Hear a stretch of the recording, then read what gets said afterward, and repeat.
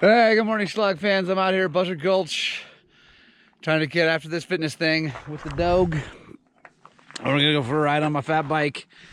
It's gonna be awesome. Join me for some of this. This is actually a pretty cool place to be.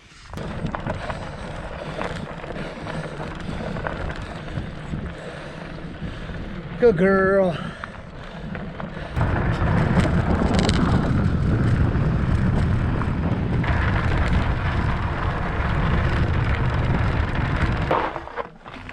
That's a good girl.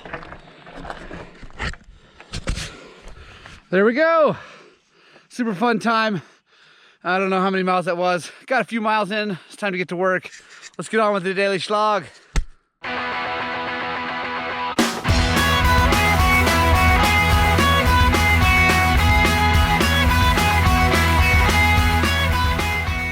Guys, we're at the shop, ready to rock and roll. It's mail time, so I'm excited about opening that. I think I got some gnarly damage to the lens of this thing, so if this looks really bad, I'm sorry. I'll change it here really shortly. I did drop it once riding the bicycle this morning, but real quick, if you guys take a look, I like having these banners on the building, but they're getting old. That one, those two are good. But the MX mounts are getting old. All that stuff's getting old. If anybody out there wants to send me a banner to put up, I would love to have it. I like to freshen up the look of the front of the shop. That would be cool. So yeah, that'd be awesome. I'd love to have some. The real actual banners, not the plastic ones, but the actual vinyl ones last way longer. So anyway, if anybody out there wants to get that out there, that'd be awesome. Let's get in here and see what's in this package. It could be stuff for the BMW. I think it might be. Or, I don't know. Let's see. I'm not sure.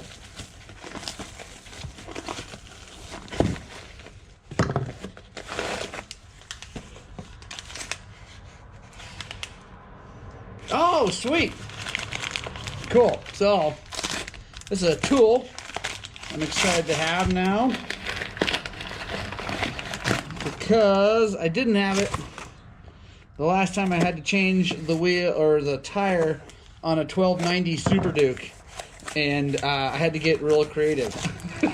But awesome.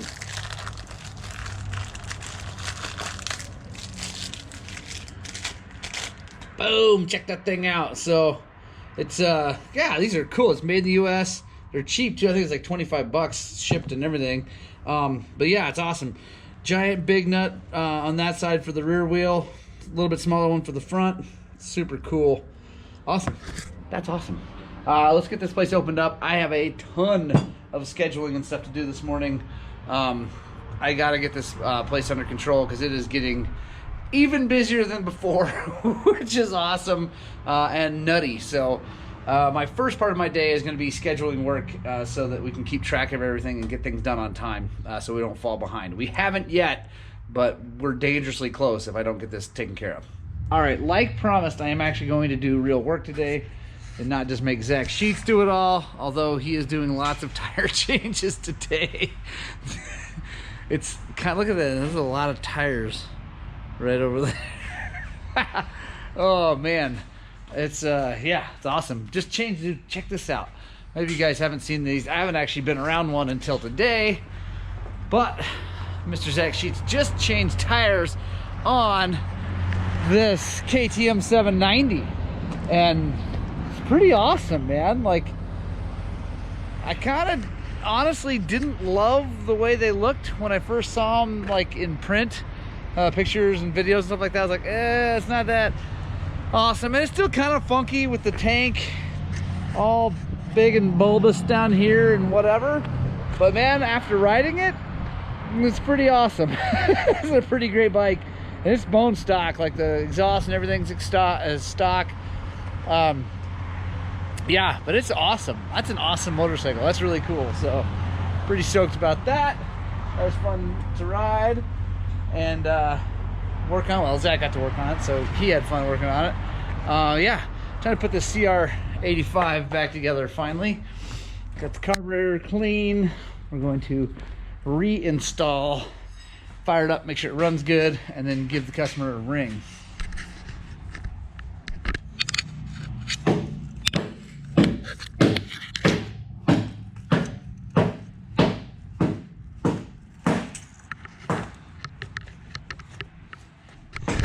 Look how angry Zach is. He's beating on things.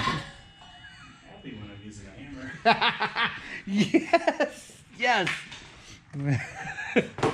Everything is better when he's using a hammer.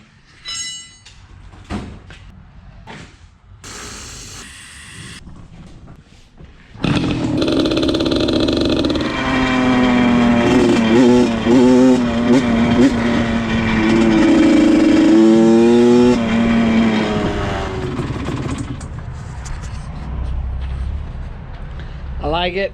Little 85 runs good. This used to be my son Thomas's. Can't believe it was only just a couple of years ago he's on this thing, and now he's on a full-size bike. But yeah, little 85 still runs awesome. All right, guys, so we got a 350 EXC-F here on the lift. The customer complaint is that it does not start, that the electric start doesn't work. So I quick checked with the battery in it. He is correct, it does not work. It just kind of barely clicks, but it really didn't have much juice in it. So I hooked the battery up to the charger, left it on the charger for a little bit, and it immediately said that it was charged. So I hooked our load tester up to it, and it doesn't even register. So the battery's no good. So we're going to start with a new battery. I honestly like these little guys, Bike Master Platinum. They're an AGM, I think, yeah. They're an AGM absorbed glass mat battery. The 4LBS is $33.95. They come with like a 3-month warranty, and my Tucker rep is awesome, and he helps me out a lot. Like if I have any problems with these things, he just new one. I honestly haven't had many problems at all with these batteries, so we're gonna try this thing out and see if it starts.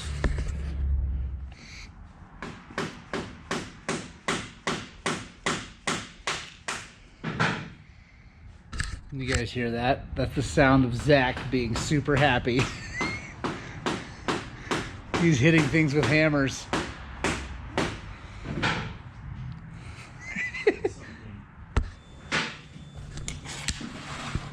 Keys on.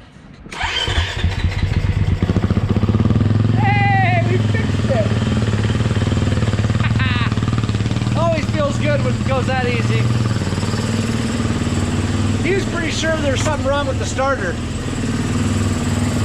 It's gonna be good news for him, and that makes me happy. Next thing is front brakes. Check that out. Oh yeah. They don't do anything. So let's check and make sure that battery's charging. My guess is it's just been sitting. So set our meter to volts DC. Hook up our leads. Check it. 14 forward idle. That's good.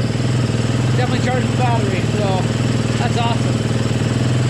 I'm gonna let it run for a little bit.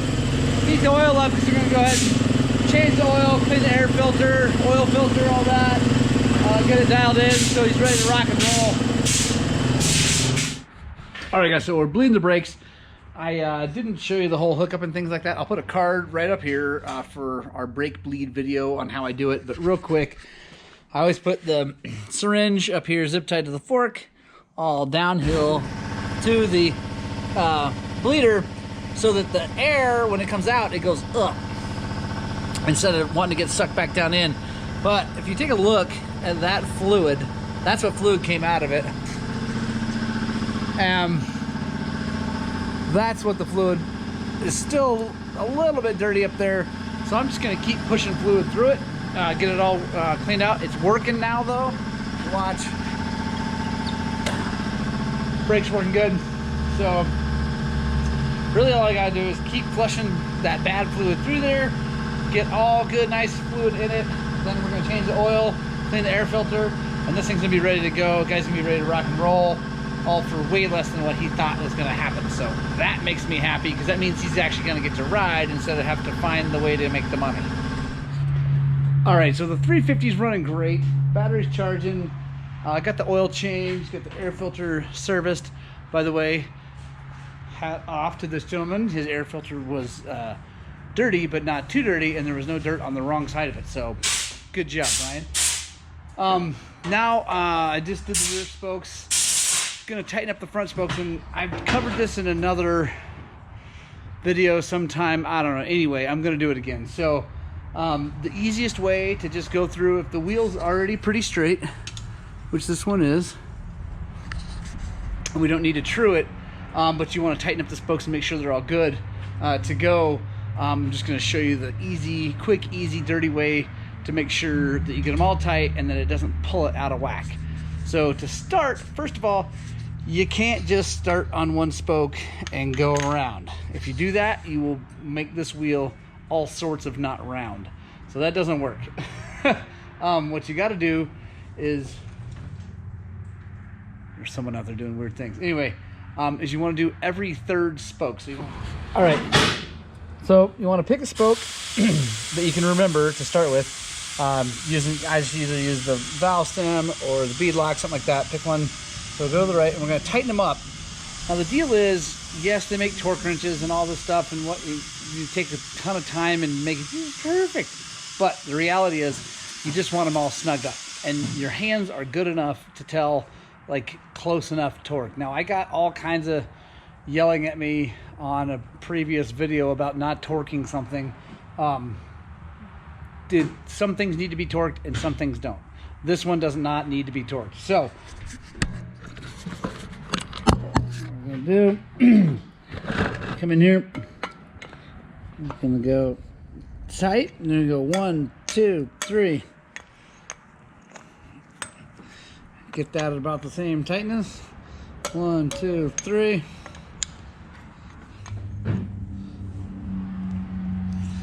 Now it brings us back, lands on the same one. Now, as long as you're dealing with the 36 spoke wheel, it's always going to come back and land on the same one. And then what you do is you just go one forward or right or whatever, you know, go one away, and you're going to go around, do every third spoke, and then you're going to do every third spoke, and you'll hit all the spokes. And if you do it like that, what that's doing is, you know, you start with one, and you can see it's pulling over to this other side of the rim, right? And then the third one over here is now pulling on this side of the rim, and then the third one's going to be pulling on that side. So by doing that, you're not pulling the wheel all out of whack as you tighten them down. So I'm going to go ahead and do that. So we got the 350 done. I took it for a test ride, which, by the way, it's raining outside, which is awesome. Means traction is going up and dust is going down, and that's a good thing in our world. But the reason you always take things for test rides, always, you know, you can't do it if someone brings you a wheel to change a tire, but if you got a whole motorcycle, you want to take it for a test ride, is that I found that when I went like this, that stayed like that. It's pretty smooth, but it definitely didn't want to return, so got to figure out why that's going on. I thought maybe it was back here, because this is kind of bent and all that, but it doesn't seem to be the problem. I think it might just need to be cleaned up inside the throttle housing, so I'm going to do that, see if we can't free it up, and then we'll come back and check it out.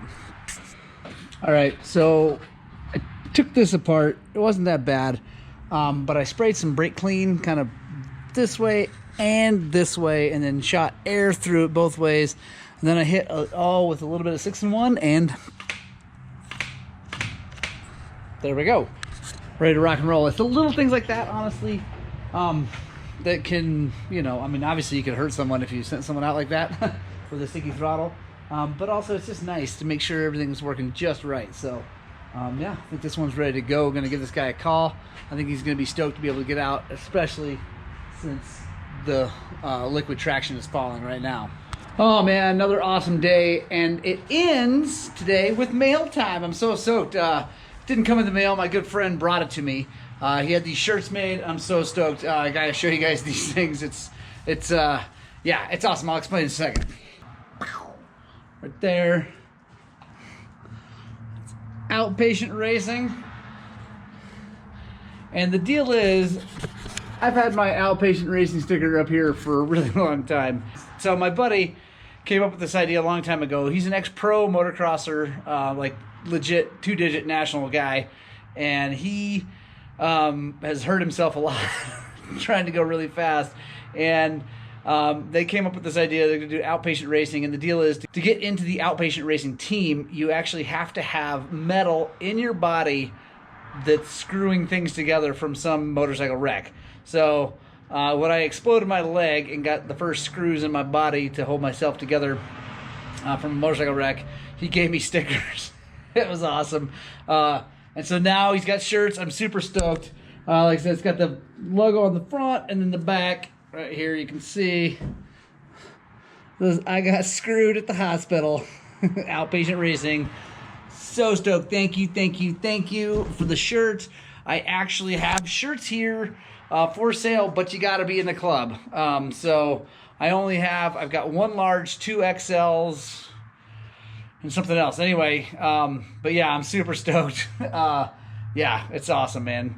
So thank you. You know who you are. I'm not mentioning his name. He's not big on social media, so I'm not going to go down that road. A lot of you guys know who he is. He's a really good friend of mine. So awesome, guys. Great day at the shop. Tons of work going on. Zach got a ton done. He got this ATV done that, you know, God bless his soul for getting this thing done, because it was a nightmare, and he got it done. I'm stoked.